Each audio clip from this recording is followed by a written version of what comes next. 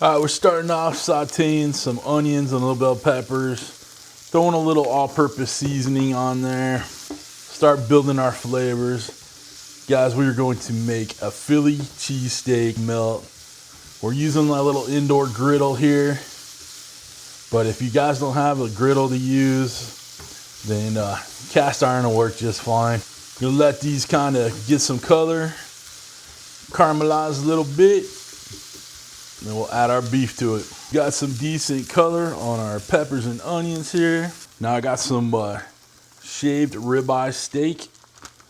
Shaved so thin it has only one side. Let's get that in there. That mixed around. We're using a little of this Ninja Q all day, every day seasoning. I'll put a link in the comments if you want to check it out. It's good stuff. Give it a little bit of flavor. Just cook that steak all the way through. All right, meat is all cooked up. We're gonna take it off the griddle, put it in a bowl, set it to the side for a hot second. We have 3 pieces of bread here, buttered on both sides, but I only put Parmesan on one of the sides. So we're gonna toast up these on both sides.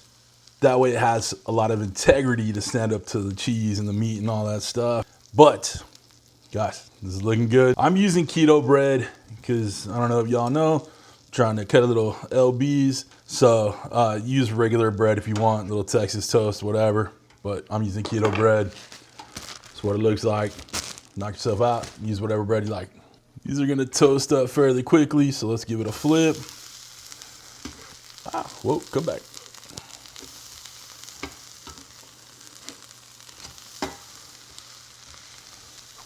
While that Parmesan side is toasting, let's go ahead and get a little provolone. Whoa, shit. Get a little provolone on these bad boys. You know I ain't stopping at provolone. We're gonna spice things up with a little pepper jack on there too. Take the paper off. I know some of you expected me to leave the paper on, like I ain't paying attention. Tell you what, I am paying attention. And then we're just gonna get a little of that beef mixture on there. Let's go this one. Let this do its thing. Get the sides all crispity and crunchity. Get that cheese melty. This is not a sandwich for the faint of heart. It's a big old beefy sando right here. And don't you dare call it a Philly cheesesteak. Because in Philly, they don't use peppers in their cheesesteaks. And they will take all the time in the world to tell you that. All right, so let's, which way we going? All right. Come this way with that first half. Give it a little smush. Scooch it on over. Right. And then top it off with this one. Yeah, boy. What you know about that? Look at that monstrosity right there. I have to unhinge my jaw to get that one in. This right here is a cheesesteak melt. 3 different kinds of cheeses. All that good ribeye. Let's get a bite, y'all. Got a plate right here. Look at that beast. Let's go. You know we gotta do a little cross section. Got it nice and crispy on top. We're gonna go diagonal on this bad boy. Oh yeah, man. Look at the stretch, the pull.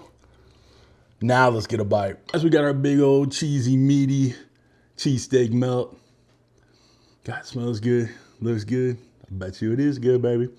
Let's get a bite.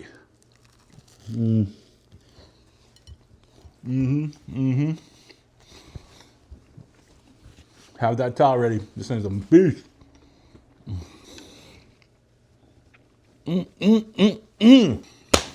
Guys, if you don't like this, I don't want to know your name. All right, just don't talk to me. Meaty, cheesy, creamy, all the good little veggies running through the onions and peppers.